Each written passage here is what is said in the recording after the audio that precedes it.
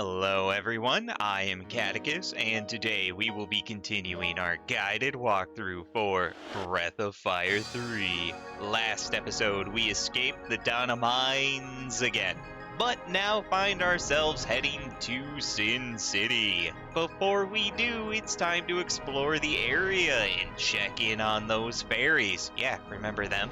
Now sit back and grab some snacks as we dive in.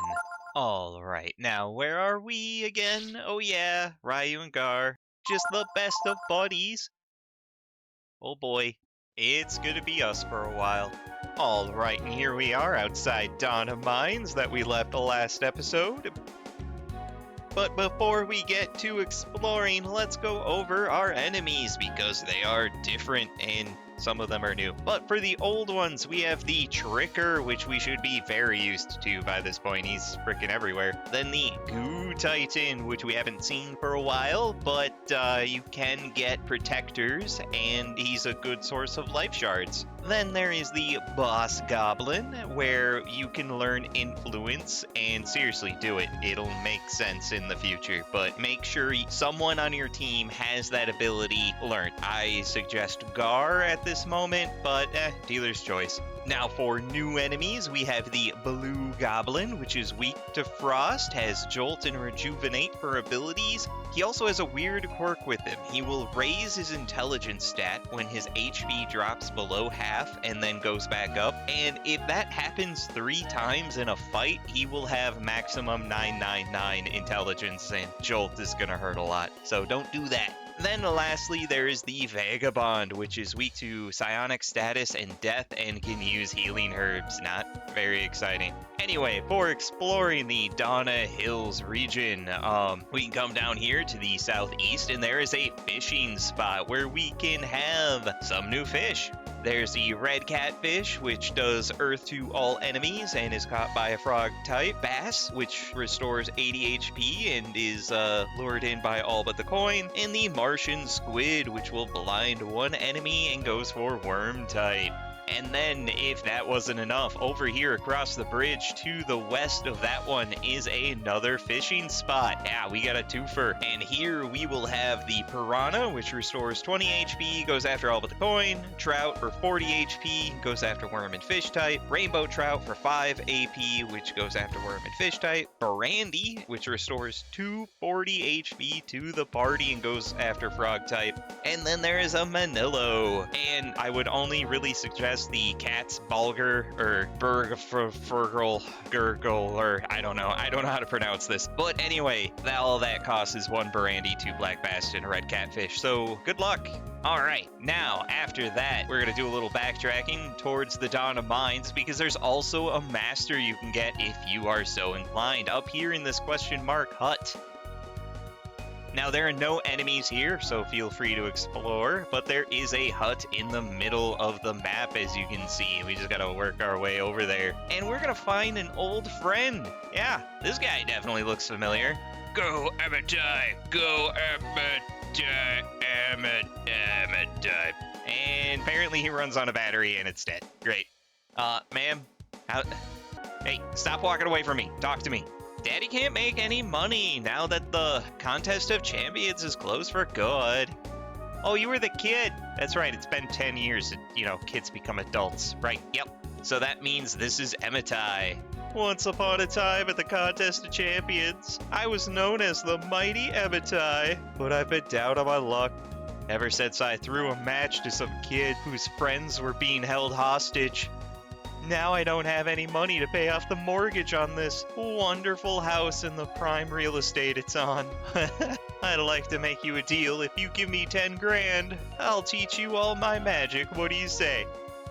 So Emitai will adjust your stats to +4 AP, +4 intelligence, but reduce power and defense by 2 each. And then for skills, you can learn Barrier at 2 levels, which will raise the magic defense of a target. Mind Sword at 4 levels, which is a, you attack with a magic sword with your mind. It's okay. And then Enlighten at 6 levels, which raises the user's intelligence. Not really that great. You only should use Emitai for the stat bonuses. So you can, if you have the money, put Ryu on Emitai to start raising his AB and Int, but I'm going to skip 10 grand as a tall order at this moment. No thanks. And then what's the wife think of all this? Dear, can't you do something about that big golem? Do you know how much money I spend on food every month?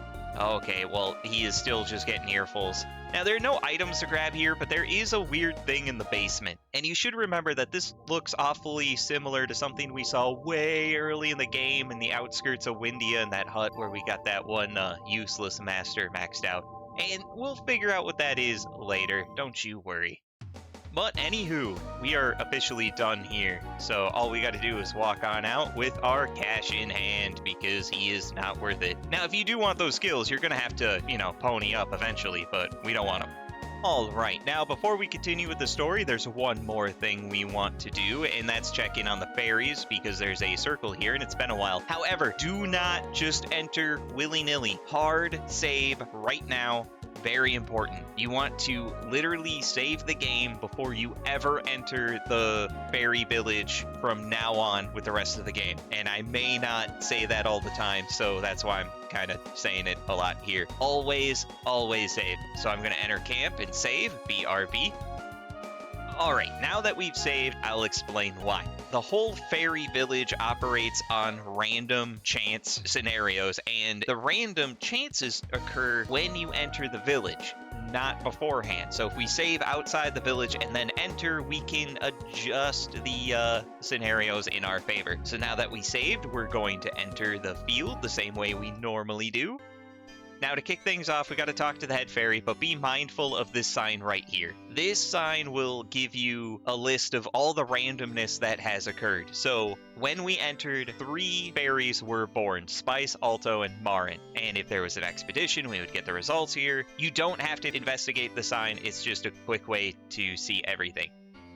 However, before we get too far ahead of ourselves, to kick things off, we got to talk to the red head fairy here, Caddis. There you are! Long time no see. Dummy, dummy, dummy, what have you been doing until now? Yeah, I missed you too.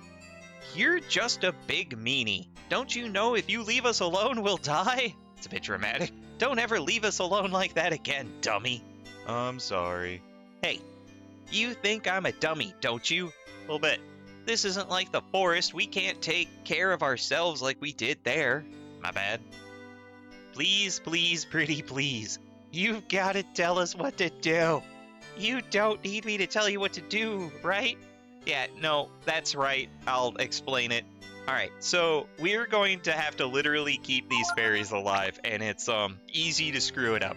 So I'm just going to give a broad overview of the fairy life here because, geez, you could write a novel on how difficult this is, and some people have. I'll have linked in below a place where you can go and get a much deeper explanation of this than what I'm going to give. Because if done correctly, you could just max all your character's stats using the fairy village. It's incredibly broken. So let's kick things off on how to get fairies. Every 10 battles, a new fairy is born, and the fairy selected is random, but random of a pre-built fairy. So, for instance, Alto here. If we reloaded and we got Alto again, it would be the exact same Alto. Now, the fairies matter because they have stats. As you can see, they have 4 different bars, and those are their stat levels, and they all kind of do something different, so let's go over them. Red means they excel in exploring and hunting. Green means they excel at clearing and building. Dark blue means they're best for trading and merchants, and light blue is for scholars, fortune tellers, copiers, basically anything left over. Now, you can have a maximum of 20 fairies in your village, but there are way more available, so we're going to be really picky. Now, out of the 4 stats, the most important one is going to be red, because they have to go hunting. You want to have 1/3 to 1/2 of all of your fairies alive hunting, because we can assign fairies to be hunters, to clear land. I don't know why it says 10 crops. It literally excavates out and create places where they can then build structures and have more available buildings where you can then assign jobs. Below the 3 fairies that are just sitting on their thumbs is where you can have fairies sit around and do stuff with their thumbs. But right now, our current fairies are hot garbage. Yeah, Alto and Marin are the only ones with red, and we want to have better red fairies right now. Ideally, 2 with full bars red or almost full bars red, and then 1 with almost light blue full, if not full. So I am going to reset and see you here and try a new roll. BRB. Okay, so it took a while, but now I have better fairies, and I'm just going to call it quits because I'm tired of reloading. But we still have Marin. We have Melon, who is full red, which is great. She's actually pretty good across the board, except for light blue, which is fine. And then we have Sonia, which is good red, good light blue. So what I'm going to do, like I said before, put Marin and definitely Melon on hunting because she's got good red stats. This way our current fairies won't starve to death, and there will be food for the new ones. And then down here below, we have 8 slots. These are the buildings where we can then assign fairies to do various jobs. Right now, the only job available is Scholar, and they have 2 paths. Both are permanent to the village and won't cancel out if we remove the Scholar tree, but jobs researches jobs for the village, but it doesn't matter because we don't have other buildings to house them. Culture raises productivity of all the fairies and the jobs that they will create in the future, so we want that. We want to raise this to maximum level, and culture is again a scholar job, so that means it uses light blue, so we're going to assign Sonia there. Now after this, as we continue to get more fairies, we're going to keep the ratio of 1/3 to 1/2 as hunters, but then we're going to focus on clearing and building or throwing them into the scholar tree. Now, the 8 jobs we get to choose, you can have a maximum of 3 fairies in it, and the higher their necessary stat bar is, the faster they work and gain levels and ranks in said job. So it gets done quicker the more fairies you have in it.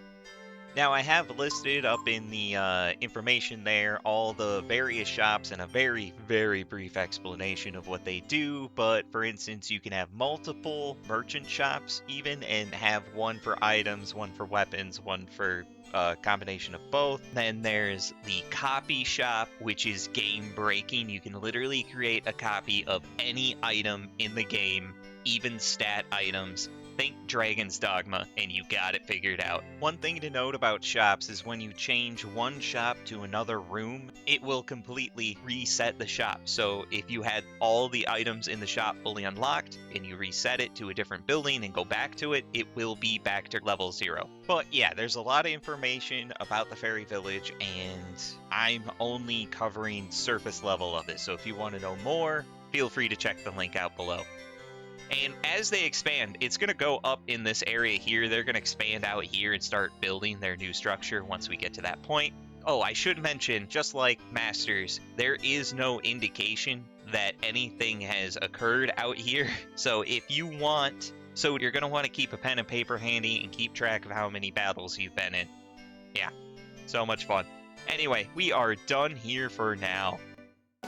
To continue the story, we want to go southwest of the fairy village here, and this here is Syn City. This is where we want to go, and no, we will not meet Bruce Willis, for shame. But this is a village of liars and cheats, and I do not understand these guys and what they're wearing and how they're walking. Just what is going on here? I'm watching! Yeah, what though? What am I watching? Oh, this and that. Weird. You gonna do anything about that weirdo? This place called Syn City. You can find whatever you're looking for here, for a price. Yeah, what do you say about that, ma'am? Everyone here's got something to sell. What about you? Me? I sell what's not on the menu, if you catch my meaning, handsome. Like the McRib, you have that? I can't seem to find that thing anywhere. But there are a bunch of shops here along the way. So here's a weapon and armor shop. And honestly, I'm going to buy 2 silver males because they're really good for Ryu and Gar. Oh, I don't want 3, I want 2. And this is why we didn't get Emitai as a master, because I don't have the cash. But there we go. Got them equipped, better defense. Then down here is an item shop, but it's got diapers to tombstones, I guess. And we're still sitting pretty good, so we're not going to buy anything here. No worries. And then further down, he doesn't have anything, but this guy here has stuff we can buy. And he is full of crap. These are not good items. He is trying to swindle us. But if we look at them, the Ashura sword is not good, especially since we have a free weapon that's basically as good. And then the manly clothes. This actually has a typo. It says you get unlimited use of skill notes. That is not true. For some reason, the manly clothes has the description of the fountain pen, the item that you get for being the highest rank of fisherman. You know, all perfect scores for every fish. You get the fountain pen, which gives you unlimited skill note uses, but this is not it. It is a garbage item. Do not waste your cash. But other than that, there's not much we can do here, because only the boss and his men are allowed through here. And this guy wants us to bribe him $1,000, and we're not going to do that. Instead, what you're supposed to do is talk to this bum here. Now, you don't have to, but I'm going to, so why not? I ain't got nothing, but if you could spare some coins, I can tell you a thing or two. What do you say? Only $20? Yeah, fine. You can ask him about a lot of stuff. Syn City in general, the organization that controls it, what the woman is selling, you can find that out on your own, or the Ogre Road monster, and that's what we're interested in. So you heard about that, eh? I don't know as much, but I heard that people on Ogre Road down south of here is getting attacked by some kind of monster. They say it's some kind of tiger or something. Alright, so we got Tony the tiger attacking people on the high road. Now, Ogre Road is easy enough to find. It's just down here to the east, and we can't walk through it, so that means it's super important. But we're actually going to save that for next episode, as I did a lot of explanations, and boy, I'm kind of tired from it. So let's go to camp and see if Gar has anything interesting to say. Hey, what's up, buddy? Well, turns out he has nothing new to say, so I guess that's cool. With that, I think this is where we're going to call it quits, as this has been part 27 of our Breath of Fire 3 guided walkthrough, where we explored the Dauna region, and, well, gotta go to Ogre Road. Stay tuned for the next episode as we do just that, and look for our friends. If you like the episode, make sure to like, comment, subscribe, as it'll help the channel grow. Thanks.